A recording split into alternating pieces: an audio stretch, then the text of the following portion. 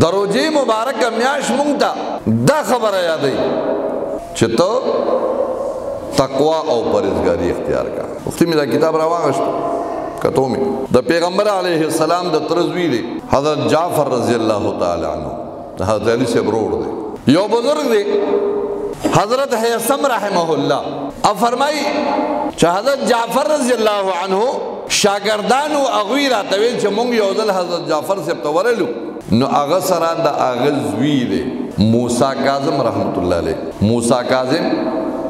دا د حضرت جعفر سے زوی دی نو د زوی ناسه نو د پلار دی زوی ته نصیحت شروع کو او د نصیحت نه مخکې ورته وې یا بنیا اے زما بچی اقبل وصیتی زما دا وصیت قبول کا. زه تاسو ته وایم تاسو چې کوم کسان ناسي د لوډ سپیکر په ذریعه څوک आवाज اوري دروجی د پارا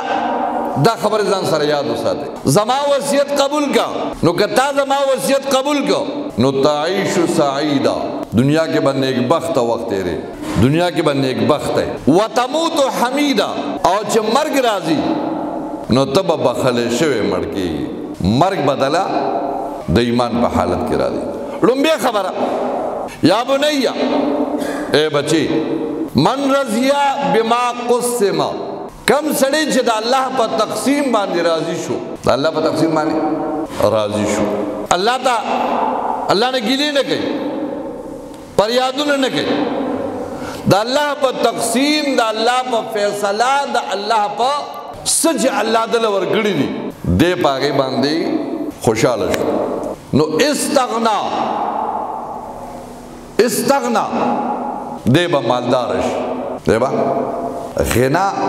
مال دولت ته نه وي ګوره یاد ساتئ انما الغناء غناء القلب مالداری دا د زړه مالداری دا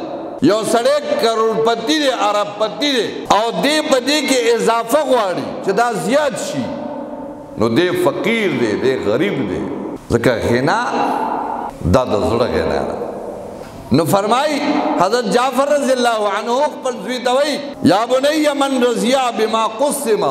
کم سړی کم انسان چې راضي شو د الله په تقسیم باندې یستغنا دې مالدار شو دې مالدار ومن مد عینیه الی ما فی ید غیره او کم سړی چې د خلکو مال دولت ته ګوري ومن مد عینیه چا چې سترګې واړولې سترګې اوچتې کړې الی ما فی ید غیره هغه څه ته چې د بل چا په لاس کې دی د بل چا موټر ته د بل چا بنگلې ته د بل چا صدارت او وزارت او تجارت او دې ته چې څوک ګوري نو مات فقیرا دې به مړ کېږي د فقیرۍ په حالت کې د غریبي به نه ختمېږي دې به فقیر مړ کېږي. ومن لم یرض بما قسمه کم انسان چې نه راضي کېږي د الله په تقسیم باندې الله تعالی څه مقرر کړي دی په هغې باندې ګیلمن وي وګوره د فلانکي دا دي د فلانکي دا دي زما نشته نو څه چل به کېږي نو اتهم الله فی قضائه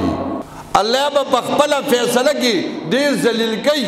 الله په تقسیم او د الله په ورکړه باندې ډېر راضي نه دی نو اتهم الله فی قضائه الله به دې سپکوي ذلیل کوي. دا یو خبره شو. دویمه خبره ومن استغفر ذلت نفسه چا چې خپله ګناه وړه وګڼله خپله ګناه وړه ګڼي نافرمانۍ به کوي ګناهونه به کوي او خپله ګناه سپکه ګڼي استعظم ذلت غیره د بل ګناه به دته غټه ښکاري د بل ګناه د بل غلطي به دته غټه ښکاري خپله به ورته وړه ښکاري خپل ځان ما ته فرشته ښکاري بل راته چې کوم دی نو ګناهګار او مجرم ښکاري. نو حضرت جعفر رضی الله عنه فرمایي من استغفر ذلت نفسه چا چې خپل ګناه خپل نافرمانی سپکه وګڼله د بل ګناه به دته غټه ښکاري. ومن استغفر ذلت غیره او چا چې د بل ګناه وړه وګڼله استعظم ذلت نفسه د خپل ځان ذلت با دی به خپل ځان ذلیل کی. او درېمه خبره ټیم برابر دی درېمه قیمتي خبره ذهن کې واچوي. یا بنی من کشف حجاب غیره، اے بچی څوک د بل پرده لی، د بل حیا او د بل ناموس ته سپک ګوري. یا بنی اے بچی من کشف حجاب غیره، چا چې د بل پرده اوچته کړه، د بل حیا یې واغشته. انکشفت عوراته عورات بیته،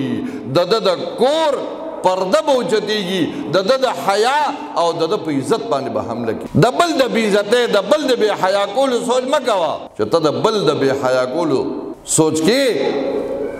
خدا نه خواسته. دا هم درته د کتاب په حواله خبره کوم. زنا مه کوه، ځکه دا زنا یو قرض دی، دا یو قرض دی او دا قرض به ستا د کور نه پوره کېږي، دا به ستا د ښځې نه، ستا د لور نه، ستا د خور نه به دا قرض پوره کېږي. دا یو قرض پتا پاتې دی. نو زما عزتمندو خبره مې دې پورې کوله چې روژې مبارکه مې روان د نن نه